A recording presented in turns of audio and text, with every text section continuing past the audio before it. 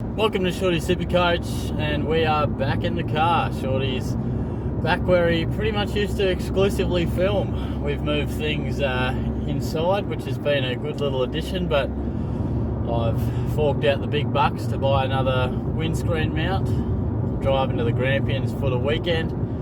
I'm filming this on Friday, but I think I'll drop this one on Valentine's Day. So, gents, if you're out there and you forgot the missus to get her the roses or whatever, just give her a bargain from the West Coast Eagles, mate.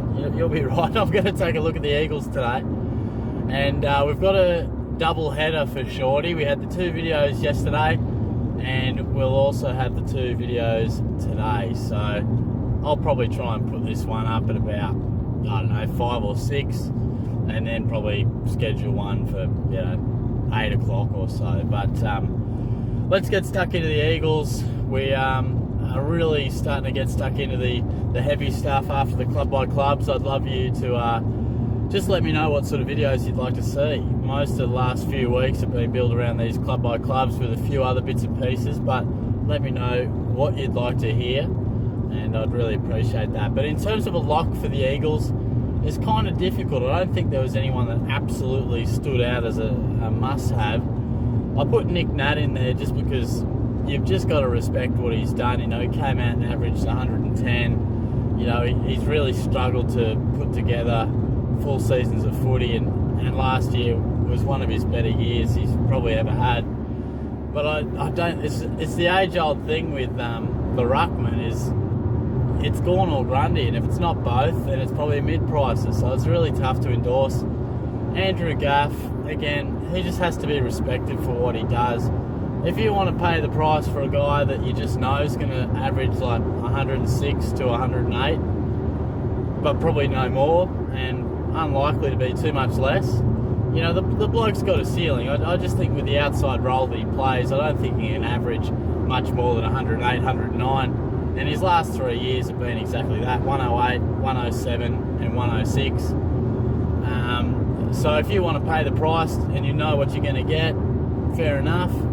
I personally don't think he's got too much scope to get any better, but he potentially could average, 103, 104. So he's not for me, but, you've got to respect the consistency the bloke's done.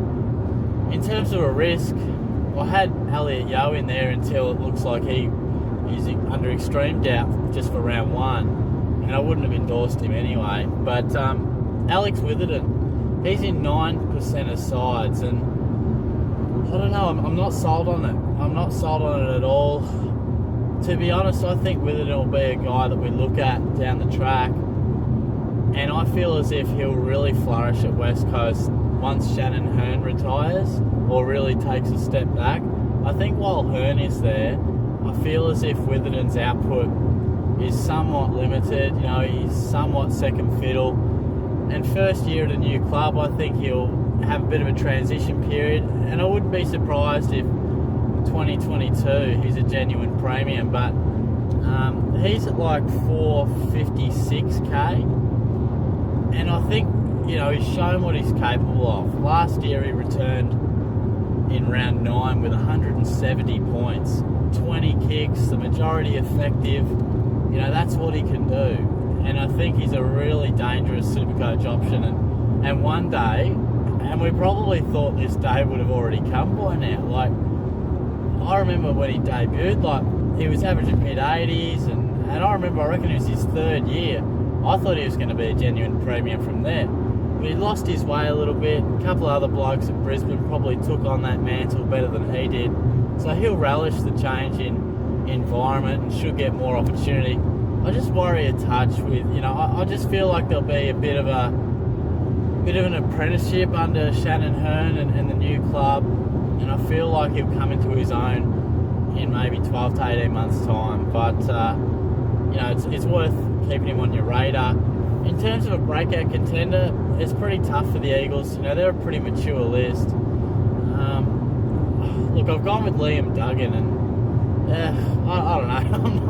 I'm not in love with that sort of selection. I'm not sitting here going, oh, how good is this? Telling you, these sort of news. Maybe don't let the missus know that one for Valentine's Day. That's a bit of a hopeless one. But, I just think he could see a spike in his numbers just naturally, I think he's a really good player, but there is talk that he will get a bit more midfield time. I know the Eagles in the engine room might be a touch depleted early on in the season, and there is a little bit of discussion that he might fill that void. And as a junior, he was more of a midfielder, so always interesting to see. But I just think, even naturally, we saw some better scores from him last year.